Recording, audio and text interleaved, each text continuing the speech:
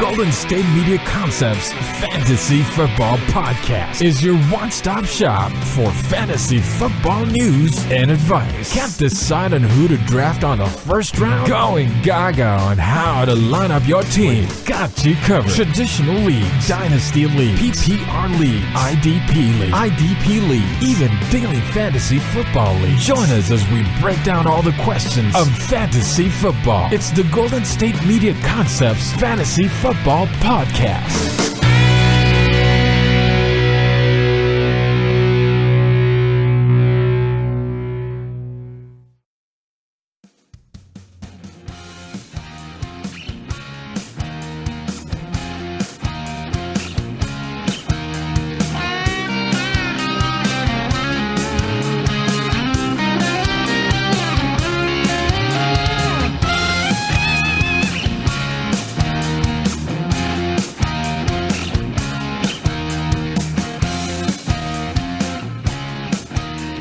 Welcome everyone to the Fantasy Football Podcast, brought to you by the GSMC Podcast Network. I am your host, Jeff Malinoff, and today we're going to be talking about the Thursday Night Football matchup between the Rams and Vikings and how Jared Goff did, how Kirk Cousins did, and is it going to be a continuation of things to come? We'll see.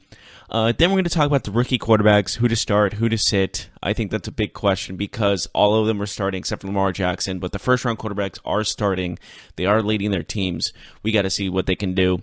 The next segment, we'll talk about each the most thrilling matchups this week 4 and see who will have the big points and who will have the small ones. And then the last segment, we will go on to just anything else that needs to be covered. Probably just injuries. But we're going to start with the Thursday Night Football game between the Rams and Vikings. Jared Goff threw 5 touchdown passes. I think a lot of people were pleasantly surprised by that. I'm not sure people started him in their fantasy football leagues because they were playing the Vikings and their defense was known to be stellar. If I have the Vikings defense, I'll be a little worried, to be honest. I think it's a problem when you give up that many points.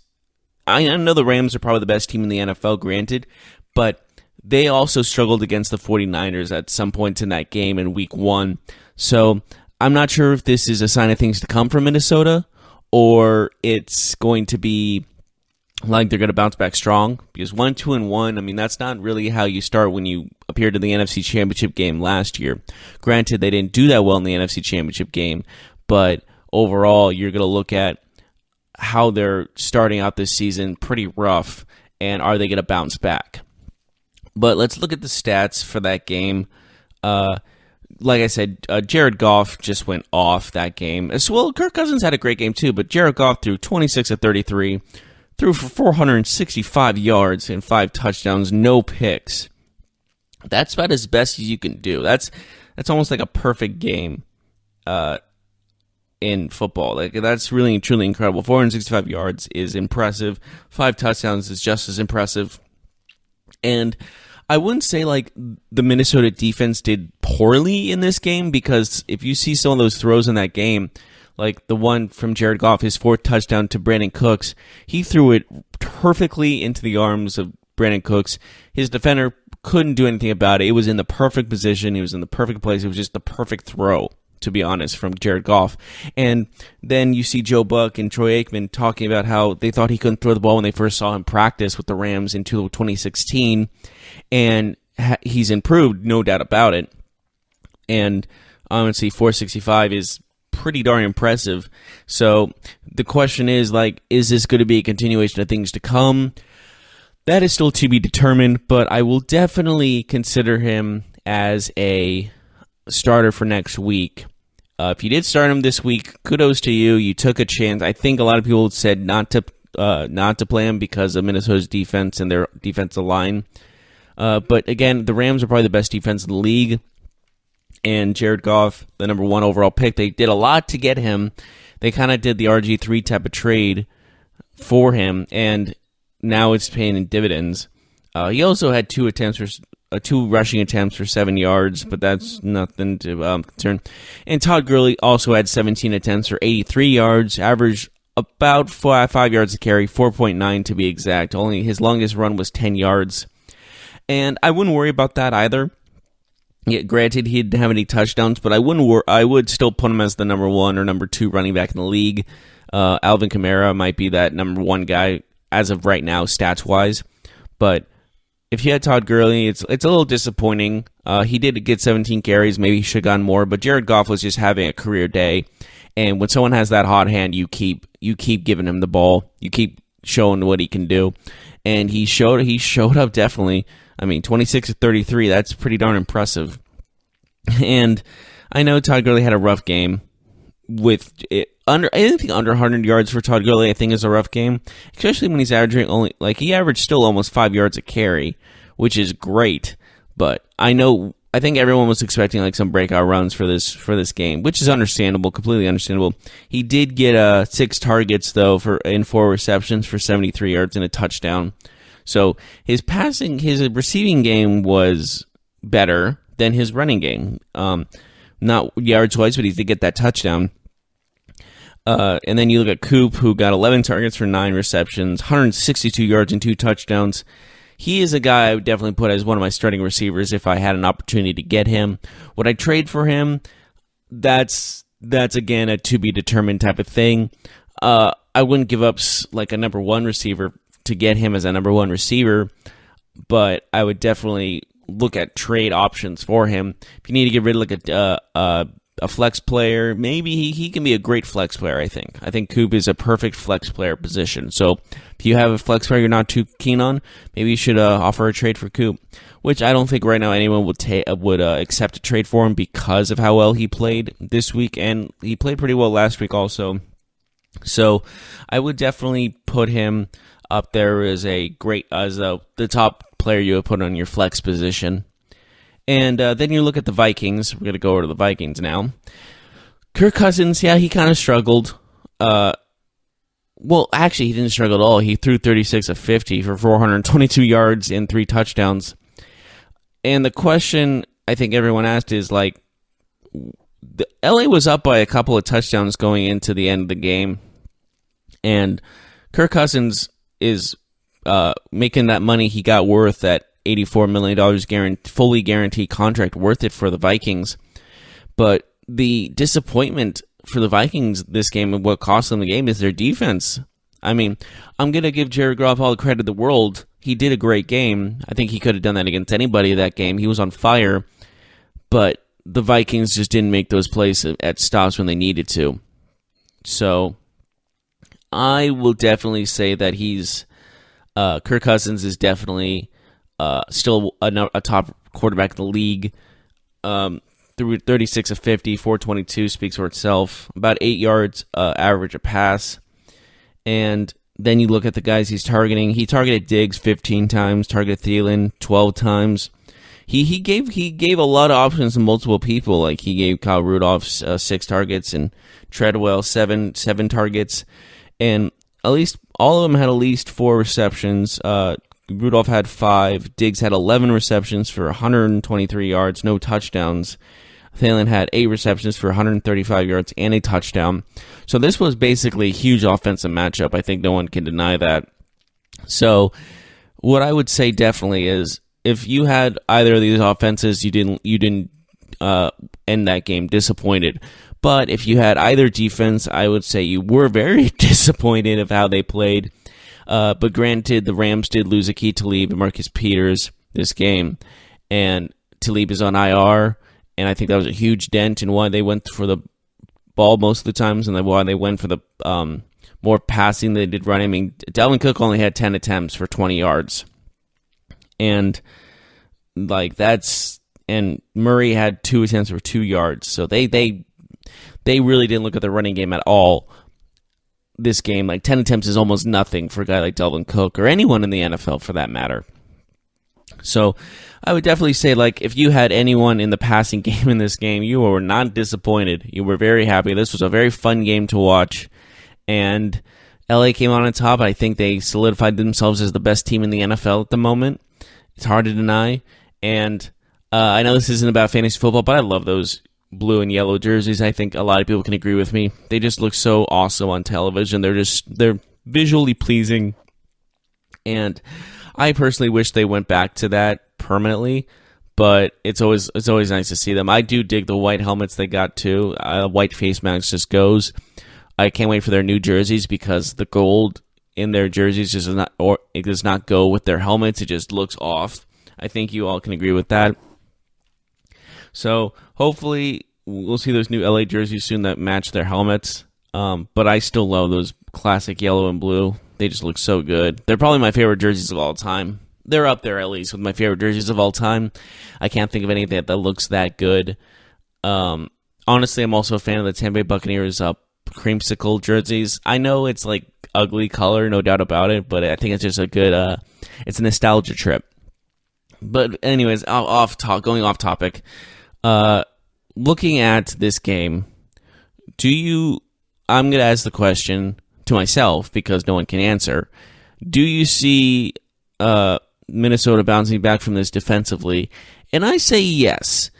If I'm going to go look who they're playing next week. Next week, Minnesota is playing the Eagles, so we're having a little NFC Championship rematch. And I'm not okay.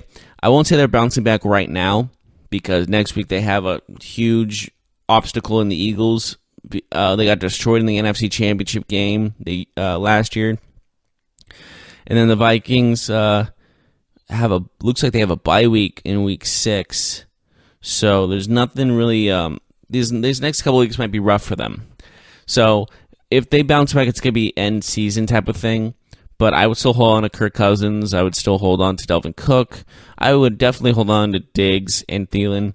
For Kyle Rudolph, I definitely hold on to him too. Their offense, I would just hold on to. If you have anyone on their offense, I would just say hang on to them. If you have their defense, I would say be open to benching them and putting in your other defense. I don't know who your other defense would be, but I would definitely look at the Minnesota defense as a team I would put on the bench. As a defense, I would not start in these coming weeks, especially with their bye week. If you play them on the bye week, you just didn't look. So that's just on you. I mean, I know that's a lot of people do that. I mean, that's like kind of a stereotype in fantasy football. Like there's that one guy in everybody's fantasy league that just does not check his starters and has a bunch of empty spots.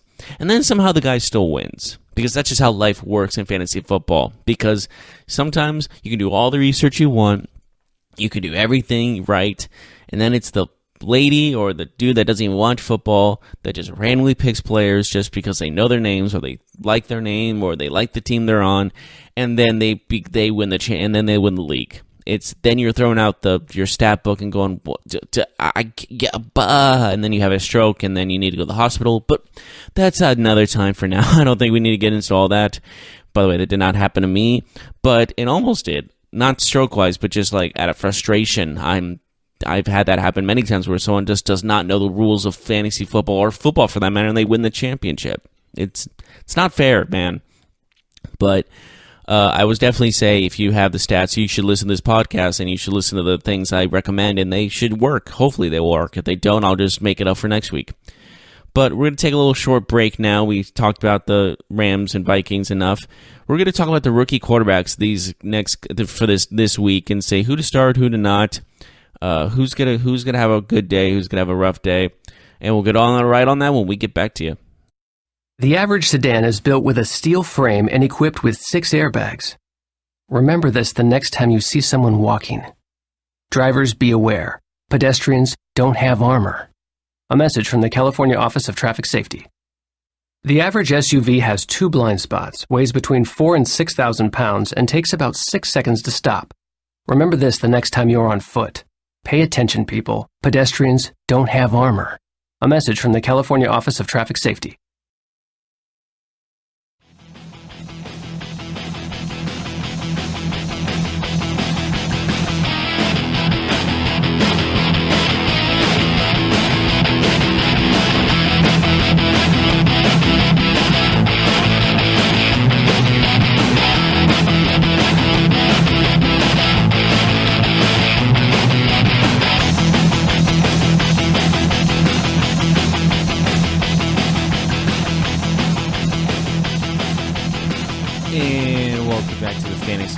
podcast, we talked about the Thursday Night Football matchup between the Vikings and Rams and who did well and who, if their momentum will keep continuing.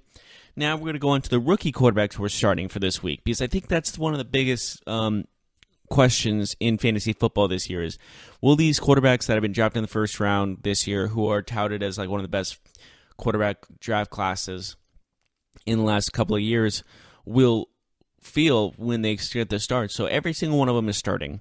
The first 3 at least. Lamar Jackson is not starting, but Baker Mayfield's starting, Sam Darnold's starting, Josh Allen is starting, and Josh Rosen is starting. So 4 out of the 5 who are drafted in the first round are starting this week. We'll look first at Baker Mayfield because I think he's the most touted one so far, just he got the Browns a win for the first time in over 600 days and over almost 2 calendar years. So we got the Browns playing the 0-3 Raiders. Now, with this, I would say this is a great opportunity to start them if you have them, because the Raiders have not been playing well. When they lost Khalil Mack, I think they lost a lot of their heart and soul. They lost the heart and soul with that defense. They lost what made them credible. And with Baker Mayfield as confident and as hot as he's feeling right now, and with the Browns, with all the talent around him on that offensive side, I see Baker Mayfield continuing that momentum into a win against the Raiders. I say start him. I say start Baker Mayfield for this game against the Raiders, because not only are you facing a winless Raiders, but you're facing a Raiders defense without really an identity. They don't have a face of that defense at the moment. And 0-3 speaks for itself. I think, yeah, it's only the first 3 weeks of the season, but you could tell that this team's just not on a level right now. I think that's why I've talked about this on the football podcast with Jesse and on the sports podcast, that John Gruden, he got that 10-year deal because I believe they knew he was not going to be able to lead this team to anything for the first couple of years, and they needed him for Vegas, and they knew he was going into a big rebuilding period, and that's what's happening right now. And with Derek Carr struggling, and the Cleveland defense actually playing very well, so start them also. They've been a turnover machine in the last couple of weeks. So for Baker Mayfield, I definitely say this is going to be one of my bold predictions. He's going to have a very good day. I think he's going to be playing very well, and I think he's going to lead the Browns to the first time of back-to-back victories in who knows how long. Obviously, it's been... So they went 1-15 last year. They went 0-16 last year. 1-15 the year before. So obviously they haven't done it. They haven't had a back-to-back win since 2015. That's probably, or not even that. Who knows? But with Baker Mayfield, I think that against this winless Raiders, I see them coming out victorious in this matchup, and I see Baker Mayfield having a career day and start him. I don't think any rookie quarterback is harder than he is right now, and I think everyone's on that bandwagon. I'm still a little hesitant, to be honest, but I would definitely say for this game against the winless Raiders, start Baker Mayfield. Start him, and I hope you won't be disappointed. If you are, I'm really sorry, and if you have a problem with that, you can tweet me at Jeff Malinoff, but I probably won't answer because why are you going to be so negative to me? I'm just trying to help. I'm just trying to help, man. That's all I'm doing. But we're going to be looking at Rosen from the next rookie QB watch.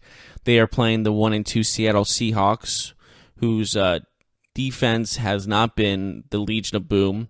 I've also talked about this in the other football podcast with Jesse, that the Legion of Boom is dead. All they have right now is Earl Thomas and a couple other players. They've lost a lot of guys off that Super Bowl team they had a couple years ago. But I think the main question is, do you start him? Do you start Josh Rosen going into this game against the Seattle Seahawks?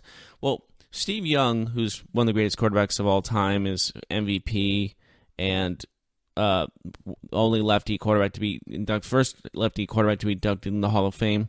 He says Rosen's a work in progress, and I'll have to definitely agree with that. He is on a poor Cardinals team that he doesn't have a lot of options around him. Larry Fitzgerald's being limited with practice. He wasn't in practice this week, and he's questionable for the game against the Seahawks. So if he doesn't have Larry Fitzgerald, a great offensive weapon still in his age, even if he's up there in age, he's still playing at top-level football. I would definitely put this as a very questionable choice. I would say sit him.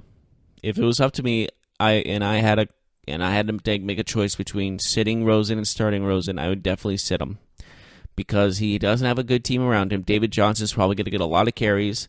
He should at least get a lot of carries. They should be riding David Johnson throughout this whole game against the Seahawks. They should not be throwing the ball much, if at all, because you don't want to put too much pressure on the kids so early. If you just say, "Hey, you got to throw the ball, you got to get us points," that's not going to work. You got to say, "Okay, he's got David Johnson. That should be his baby pacifier. He should be riding David Johnson throughout this whole entire game." And I think a lot of people will agree with that. And so, for Josh Rosen, I hate to say it, but I'll say sit him. As for the matchup, it's going to be an interesting one. Not offense. This might be a boring game to watch, to be honest. But I would definitely say sit Josh Rosen. Out of the rookie quarterbacks, I think he might be playing the poorest.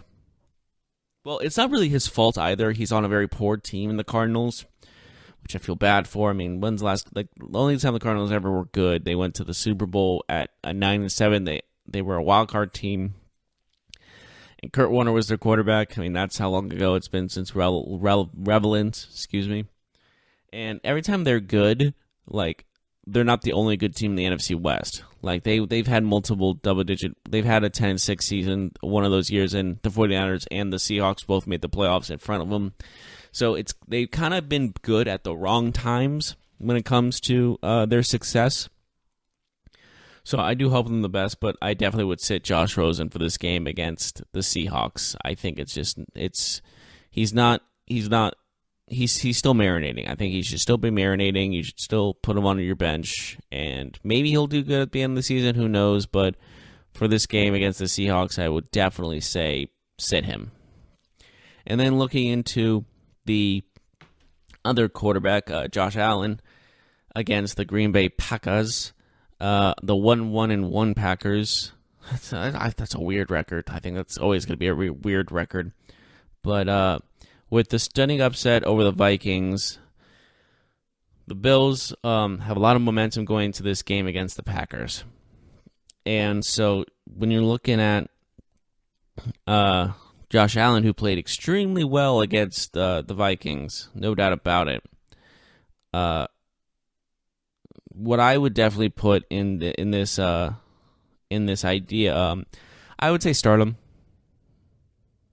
And I say start him because I'm not saying that his thing was like, oh, he's going to be a great quarterback, he's going to be one of the best in the league. The Packers defense just is not that deadly. Is something lacking. You should not be starting Green Bay defense, is basically what I should be saying. And this is going to be another huge test for Allen, granted, but I would definitely still start him because of how the Packers are not at their best. Even with Aaron Rodgers, it's going to be an offensive matchup between the Bills and the Packers. And I would definitely say Josh Allen could have a really good day continuing his momentum from last week against the Vikings. So I've definitely put him as a starter, as your starter for this week. But I would definitely say that Aaron Rodgers could also have a great day too. But who knows what's going to happen? That's the beauty of football. You never know what's going to happen. But I would definitely say, if you have him and you're debating whether to start Josh Allen or not, I'm saying start him.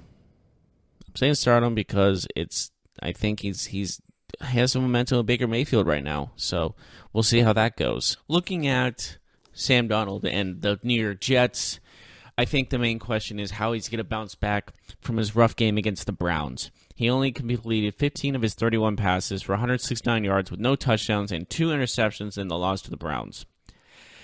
Now he's playing the Jacksonville Jaguars team is coming off an AFC South division title as well as an AFC championship game appearance against the Patriots. So the question is this the Jacksonville defense from last season. I mean, looking at his overall stats, Darnold, he's thrown 60% completion rating, 701 yards, and only 3 touchdowns in his 3 games with the Jets.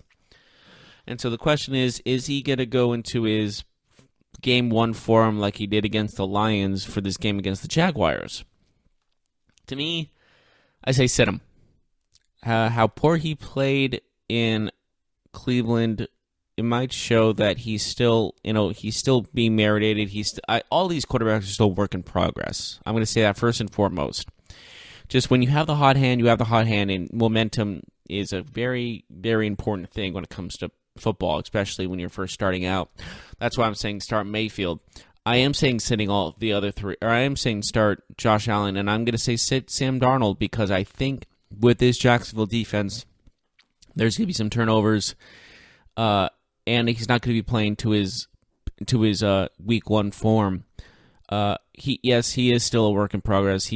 They said coming into the draft he was the most NFL ready quarterback in the draft, which I can totally see. I mean, USC is one of those, if not the greatest football factory of all time. If not, it's up there. Getting great players to come out of that school. So I would definitely say that he's still a work in progress. Give him some time. It's only been 3 weeks of his first season in the NFL, but if I'm a Jets fan or if I'm someone who has him on my fantasy team, I'm not getting my hopes up right now.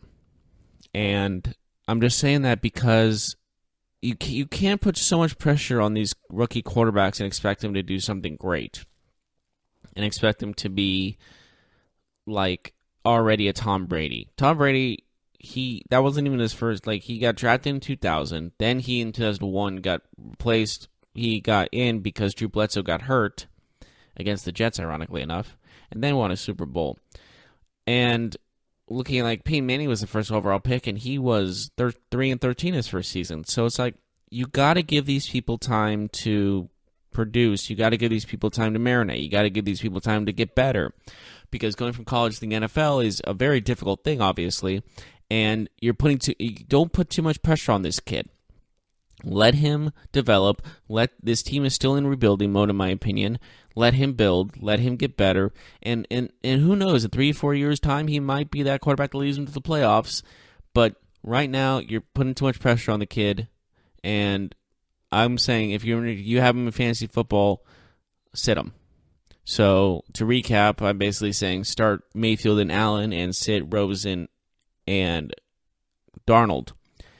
Of course, I am putting a lot of perspective of who they're playing. So, but to all the rookie quarterbacks who are starting this week, I wish them nothing but the best of luck. I think we all do.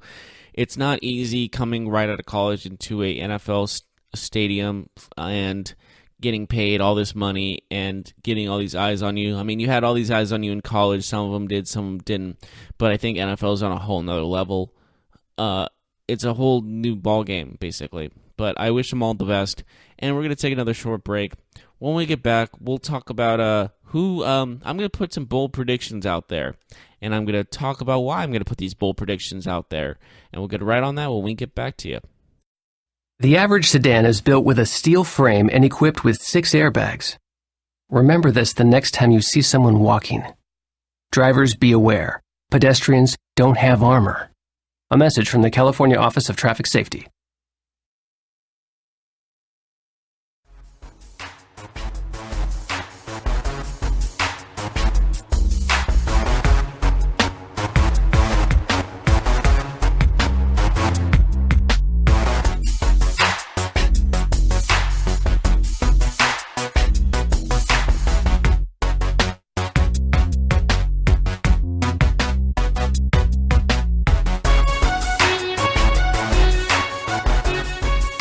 And welcome back to the GSMC Fantasy Football Podcast. How was your break? Was it good? I hope it was good. Anyways, we're going to go right into the dark horses I have for the Week 4 matchups. I don't see people seeing like Phillip Rivers as a dark horse, but I personally see him as a dark horse because he can have great games, but he's kind of overshadowed by the rest of the league. I think that makes sense to you guys. I hope it does, because like obviously he's with the LA Chargers, who are overshadowed by the LA Rams. And Phillip Rivers has kind of not gotten enough respect he deserves, in my opinion, throughout his career. Like right now he's averaging 24 fantasy points per game, and he's facing a 49ers secondary that's one of the last in the league. It's very poor. And going into this game, I think Phillip Rivers is going to have probably one of the better days of any of the quarterbacks. That's my bold prediction when it comes to Phillip Rivers. I think he's going to be the number 1, 2, or 3 quarterback with the most points go end of this week right now. As for the other quarterbacks, like Deshaun Watson has been struggling. He's playing Indianapolis, so we'll see how that. Ryan Fitzpatrick gets a good test against Chicago and that stellar defense. And I guess if I have to go a negative point in a bold prediction, I would say Ryan Fitzpatrick doesn't go for 400 yards. Maybe not even 300. I'm guessing in the 250 range. Maybe a touchdown or 2, but this is probably going to be his lowest rated game for this season so far. And then going into the running back position, Kamara's facing a very weak New York Giants team. Gordon's facing the 49ers defensive line is a little different than their secondary. So I see Gordon. I see they're more passing than giving the ball to Gordon in that game. But what I do see for a bold prediction for a running back is to have David Johnson have a great game. And what I mean by that is he's going to have over 150 yards rushing. That's my bold prediction. As for touchdowns, I say 2. That's my bold prediction. David Johnson, at least 150 yards rushing and 2 touchdowns. I say that because he's facing a Seattle defense that's, they're so far. So far. Yeah, okay, that made sense. And also the fact that David Johnson has been itching for a comeback like this. Like he's been out for he was out with the rest of the season last year, but he's been long overdue for a breakout game. And I think this is the game where he starts to break out and return to that first overall pick form that many people pick in fantasy football for him. I know many people last season picked him number 1 overall in fantasy football, and I understand that. And that injury kind of cost a lot of people fantasy football leagues. So I see him making a comeback in this game. I see him making a stellar performance, 150 yards at least, 2 touchdowns at least. I hope I'm right. If I'm wrong, then, well, it's my opinion. You can't do anything about it. And anyways, so that's who I think is going to do very well. That's my bold prediction for running backs, at least. Going into a running back that might be cold, if we're going to go into this standpoint, Jay Ajayi didn't practice, granted, but he's still been playing kind of rough. But the main guy I'm looking at who's not going to have a great game, is Carlos Hyde. And I'll tell you why. He had a good game last week with Cleveland in their victory over the Jets. And it's still weird to say the Cleveland Browns had a victory. Anyways, with Carlos Hyde, I don't see him doing much of that damage again. I think the Cleveland Browns are going to be passing the ball a little bit more than they did last time, and I think that Mayfield's going to be the key focal point in their offense going into this game against the Oakland Raiders. Now, it's at Oakland, granted, but I still think that Mayfield is the focal point of that offense. Carlos Hyde is not going to get as many touches as he has in the past. And so bottom line is I see Carlos Hyde not having the great game, and that's my bold prediction for the negativity when it comes to the running back position. But again, my bold prediction still goes with David Johnson. Excuse me. And having a good game there. Looking into wide receivers, there were a lot of good receivers in this Thursday night matchup between the Vikings and the Rams. But the main thing going into this Sunday week for matchups there's a lot of good receivers that are questionable. DeAndre Hopkins is questionable. Keenan Allen is questionable. Julio Jones is questionable. And those 3 are like a lot of guys won receivers in their fantasy leagues. Rightfully so. They're very good. But if Keenan Allen plays, definitely put him in your lineup. I hope he plays. I would definitely wait until like right before the game starts to put him in. Like that, usually like an hour or so before the game starts that if they're starting or not. So if Keenan Allen starts, put him in. Hopkins, I would put him in too, and obviously Julio Jones, they're just your one receivers, so you got to put them in. They're definitely a consistently good receivers. So with those three questionable, that's going to be tough for a lot of fantasy leagues because there are a lot of those three guys. Usually, you pick them first or second for your wide receivers. So it's definitely going to be an issue if you have them on your team and not knowing if they're going to play or not. Questionable is like the worst thing if you're in fantasy football. Being questionable is like you have no idea if they're going to start or not. And if they don't start and it's too late to move your lineup, then you're down a slot and you lose games like that. So I would definitely just keep your ears open to see if they're starting or not. They're still questionable at this moment. But going into Sunday morning, wake up and check if these guys are active. If they're not active, obviously you don't play them. If they are active, though, regardless of how they're going over their injury, you play them because they're that special of a talent and they're go-to receivers for all three of those teams, for the Chargers, Keenan Allen, for the Houston Texans, DeAndre Hopkins, and for the Atlanta Falcons, Julio Jones.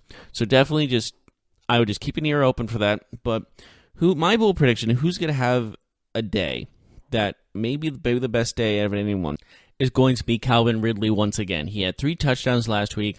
I think they're going to keep the momentum going against the Cincinnati Bengals. And I see Calvin Ridley with another great day and another great offensive showing for the Atlanta Falcons. He came out first round draft pick to the Atlanta Falcons. He was right behind Julio Jones. Great quarterback in Matt Ryan, throwing him the ball, and he has shown that with his 3-touchdown showing last week, and I think he continues that with another 3-touchdown game. You heard me right. He's going to have back-to-back 3-touchdown games for this game against Cincinnati. That is my bold prediction. That's one of my boldest prediction for this week is another 3-touchdown game for Calvin Ridley. As for defenses and tight ends, another Gronkowski is still questionable. I feel like he's questionable for every single game, that is, excuse me. But I see George Kittle will be getting a lot of action because he's out of Iowa and C.J. Beathard is out of Iowa. They both came out of Iowa together. They both run on the same team. So I think tight ends, who's going to have the best game is George Kittle. So watch out for that because that chemistry between Beathard and Kittle is still strong. I still believe it's still strong. I mean, you both come out of the same college, go to the same team. He's going to be your go-to receiver, even though he's the tight end. And as for defense, this is a toss-up, but I do see the Jaguars having another Saxonville or turnover type game against the Jets. I don't know if that's an obvious pick or not, but I definitely see the Jaguars as the best defense going into this Week 4 matchups. But we're going to take another short break. And when we get back, we'll talk about the other things going on in fantasy football and just whatever comes to my mind, to be honest. But we'll get on that when we get back to you. The average SUV has 2 blind spots, weighs between 4,000 and 6,000 pounds, and takes about 6 seconds to stop. Remember this the next time you're on foot. Pay attention, people. Pedestrians don't have armor. A message from the California Office of Traffic Safety.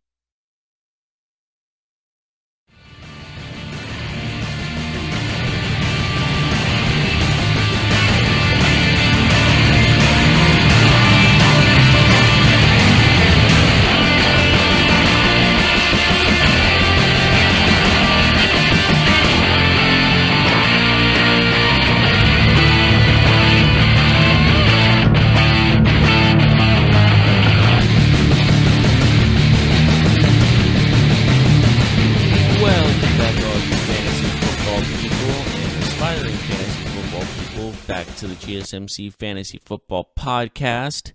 We've talked about the Thursday night matchup between the Rams and Vikings. We've talked about the rookie quarterbacks and who to play and who to not. I've talked about poll predictions about receivers, tight ends, defenses, quarterbacks, running backs, you name it, I've done it. And so we're going to go right into this final segment and talk about each game, and we're going to go step by step on who's the not going to pick the favorite teams. However, we're going to pick offenses or defenses who have the most to show and who will give you the most points. So we'll get right into that right now. We already went through the Rams and Vikings, so we'll go into the 49ers and Chargers. We'll start there. The Chargers are favored by 10, and the over-under is 46.5 points. Now, that is looking really good for offensives on either side of the ball. If you have either of them on your fantasy team, if you have anyone on the 49ers offense or the Chargers offense, you love that number, 46.5. It could be a high-scoring game, could be not, who knows. But definitely I'm looking at, I think the reason the over-under is so high is because the Phillip Rivers is going to go off. I already predicted that. I made that bold prediction. And the 49ers secondary has been struggling, and losing Richard Sherman for the next couple of weeks really puts a dent in that defense, especially in that secondary that needs help more than anything. As for the 49ers defensive line, you look at DeForest Buckner having a couple of sacks in one of the top sacks, leading. He's up there in sacks in the league. And so, but definitely Chargers are the guys you're looking for offensively. If you have someone on the Chargers, I say start them. As for the 49ers side, if you have George Kittle, like I said, I think start him. Their running game, they've been using the running game an awful lot. So Alfred Morris and Matt Breida, if you have one of them, even though Matt Breida is questionable still, I would still say he's starting. If not, if you have Alfred Morris on your bench, I say start him this week because he's going to get a lot of carries. Without Jimmy Garoppolo there, I think they're going to be running the ball more. So definitely not Jimmy Garoppolo.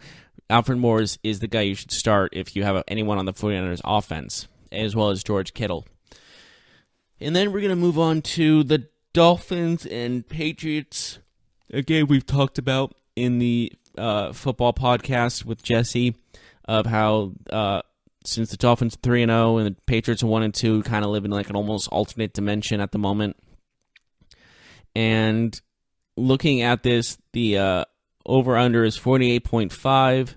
The Patriots, even though at 1-2, are still favored by 6.5 points against the 3-0 Dolphins. And I don't remember the last time that a favorite like that has happened, but, it's the Patriots.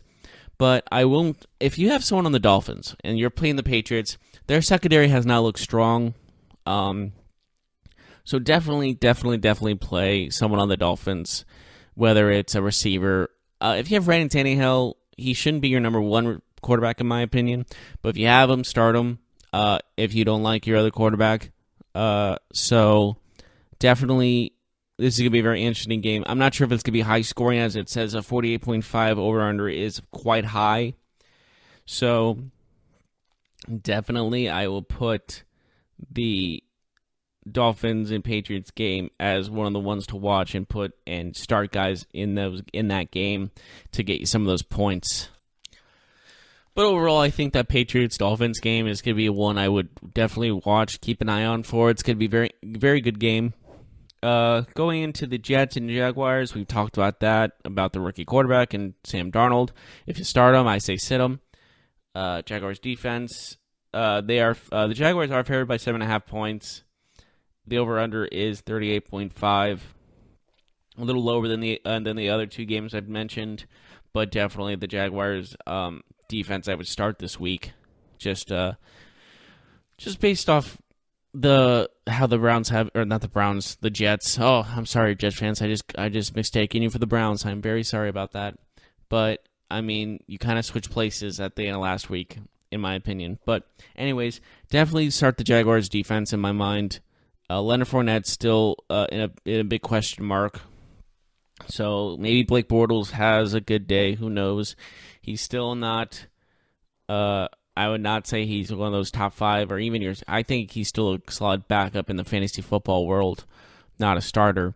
He's good when you have someone on a bye week. That's just my opinion, of course. Take it as you want. But definitely, I think the Jaguars defense is a team you start for this week. And overall, they are gonna. I think the Jags. I think the 7.5 points favorite for them is fair. So definitely. If you have that Jaguars defense, I say start them. That's just my recommendation for this game. And transitioning over to the Texans and Colts, Andrew Luck is playing. Texans are 0-3.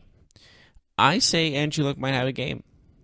If T.Y. Hilton and him have that chemistry still, if they're back in business, then I see definitely. I would start T.Y. Hilton definitely, but Andrew Luck is still an if for me. But I would still think he could have a good game. So definitely play T.Y. Hilton if you have him on your team in this game. That's the guy I think I would watch out for more than anyone is T.Y. Hilton.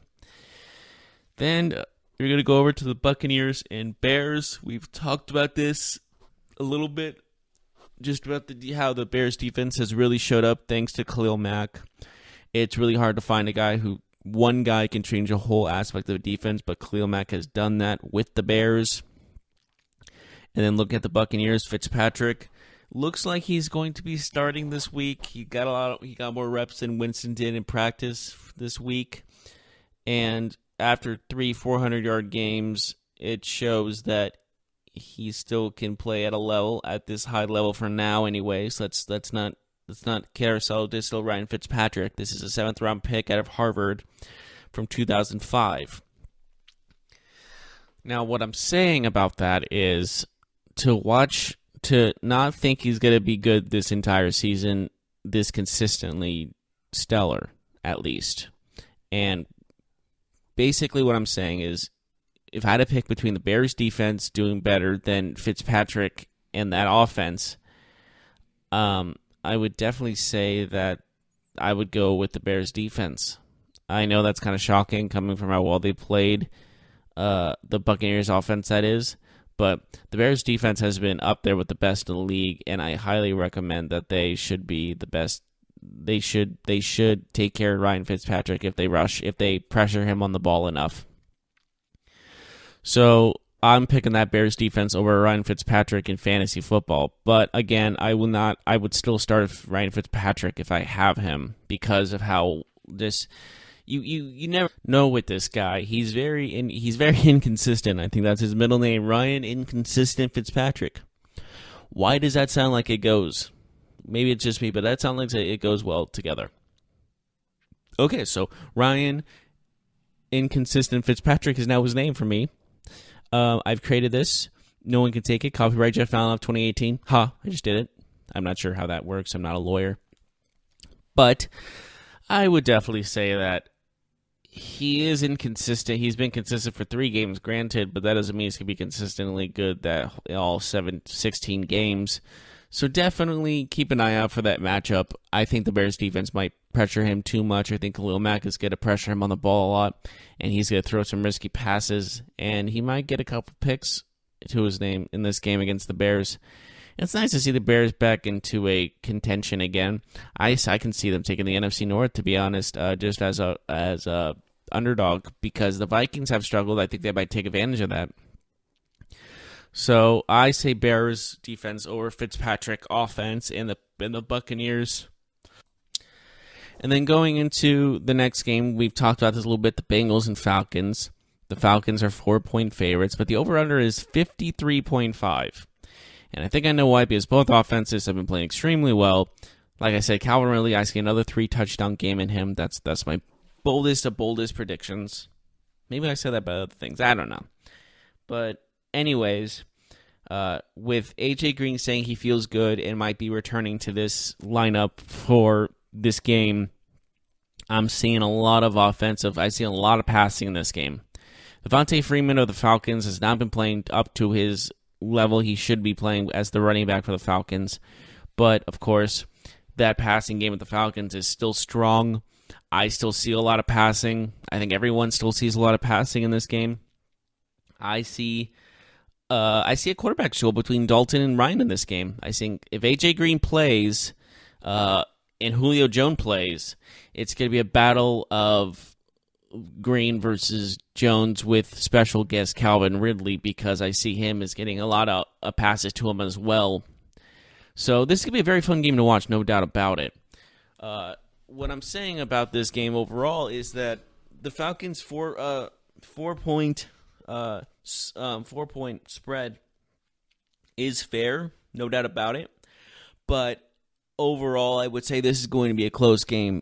It's going to be a close game, but a high-scoring game, and I think that's kind of the best type of football games. So definitely I put them in the running for maybe the game of the week, just offensively wise. So if you have Matt Ryan, if you have Andy Dalton, if Julio Jones and AJ Green both play, I say start both of those guys. I think start Matt Ryan anyways, because Calvin Ridley has really showed his own. And with Andy Dalton been playing, I would say consistent. I mean, they won their first 2 games, granted. So, but if AJ Green's back, Andy Dalton's my starter. I'm making him a starter for this week.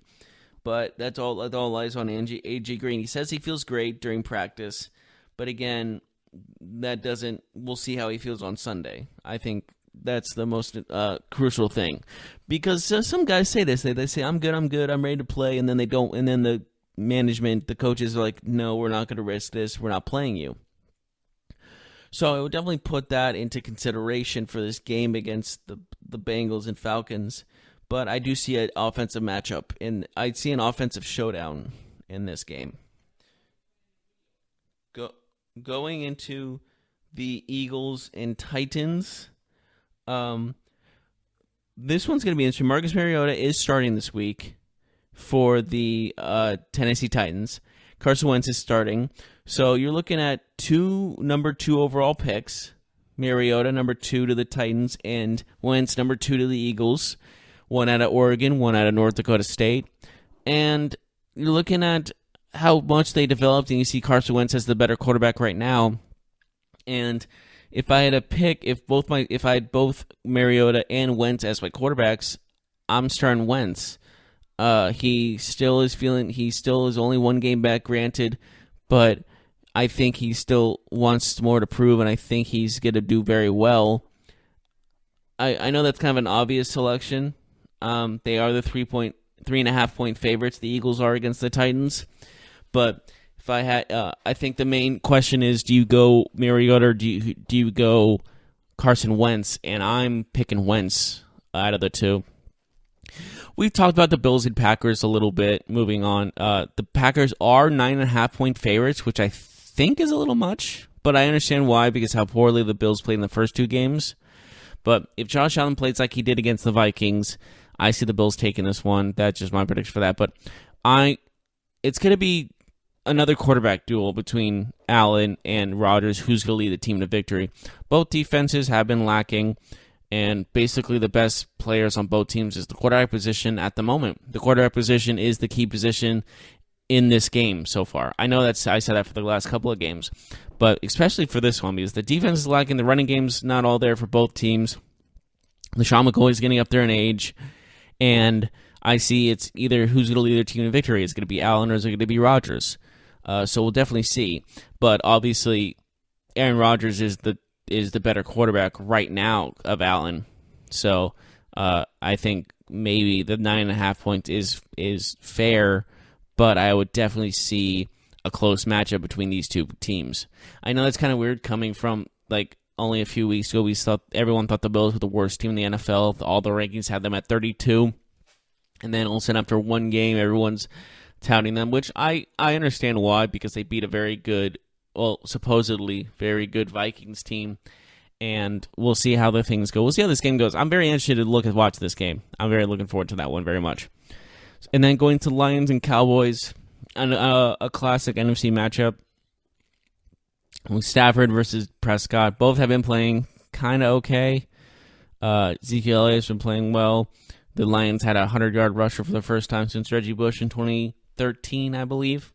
Maybe it was 2015. No, 2013 had to be. And looking at both are out top receivers. Like, I know it's been a long time, but like thinking of their playoff matchup, you look at Calvin Johnson versus Dez Bryant. Both are not in the league. Both are not in the league at the moment. Dez Bryant is free agent. Calvin Johnson's retired. So this is a completely 2 different Lions team, two completely different teams than we've seen before in a playoff matchup, as well as a regular season going at it. So I think the question is, which defense is gonna hold off the other quarterback? And I think it's going to be the Lions' defense, and Stafford's going to outdo Prescott. I don't think Prescott's on a slump right now, and I think that slump's going to continue. And we talked about the Seahawks and Cardinals. Of Josh Rosen, I would sit him against the Seahawks. But I would say like David Johnson's going to have that good game against the Seahawks defense. So it's definitely going to be, I think it's going to be a running game to say the least. This is going to be very running oriented.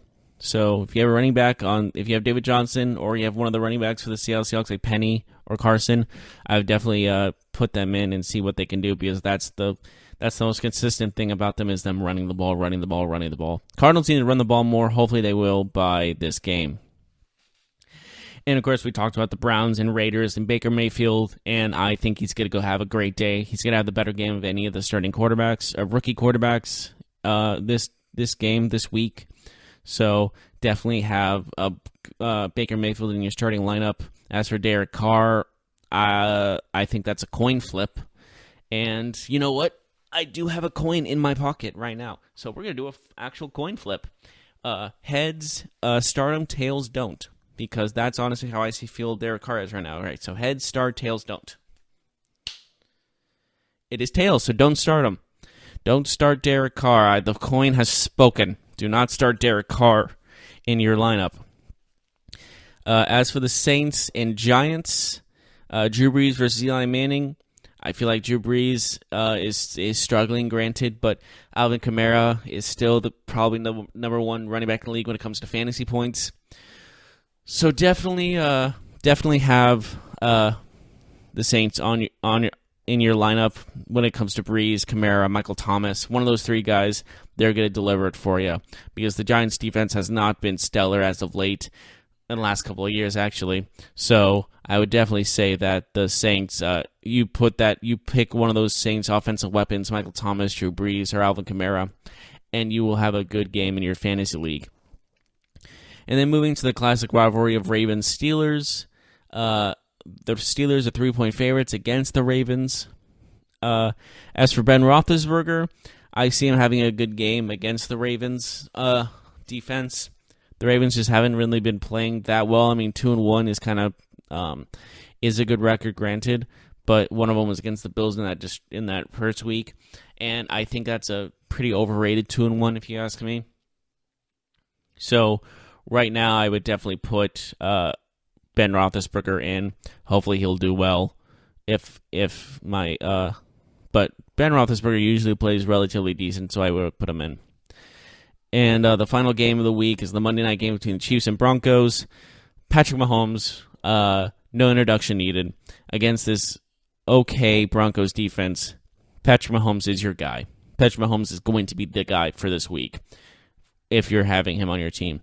Like 3-0 against a Broncos team that's so at defense, in my opinion. Chiefs are 4.5-point favorites. The over-under is 55. Mahomes is going to have a multi-touchdown game again. I have a strong feeling that's going to happen. But that is all we have time for this week today for the Fantasy Football Podcast. We talked about the Rams and Vikings in the Thursday night matchup. We talked about the rookie quarterbacks going into this week 4. We've talked about each game and who's going to be a good player and who I recommend to start. And we also talked about some bold predictions for this week. But we'll be back next time. I have my schedule here, actually, nice and fancy. We'll be back on Monday, and hopefully my prediction will be right. We'll talk a little bit more about the Monday Night Football matchup on Monday. But until then, I will see you next time. You've been listening to the Golden State Media Concepts Fantasy Football Podcast, part of the Golden State Media Concepts Podcast Network. You can find this show and others like it at www.gsmcpodcast.com. Download our podcast on iTunes, Stitcher, SoundCloud, and Google Play. Just type in GSMC to find all the shows from the Golden State Media Concepts Podcast Network. From movies to music, from sports to entertainment, and even weird news. You can also follow us on Twitter and on Facebook. Thank you, and we hope you have enjoyed today's program.